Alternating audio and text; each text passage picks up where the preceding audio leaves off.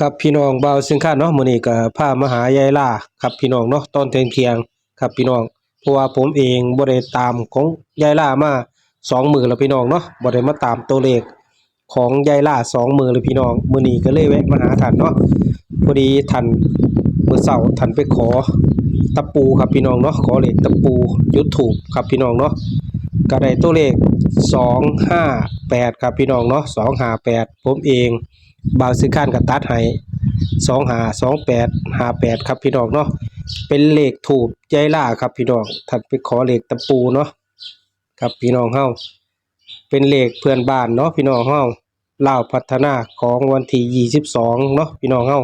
ของยายล่าครับพี่น้องเพิ่นบ่ได้ขอนำต้นไม้มงคลอยู่หน้าบ้านเพิ่นได้พี่น้องเพิ่นขอเลขตะปูเนาะเฮาก็มาเบิ่งนำเอาด้วยกันครับพี่น้องเนาะเลขเด็ดยายล่าเป็นเลขถูกตะปูครับพี่น้องให้ปังๆเนาะ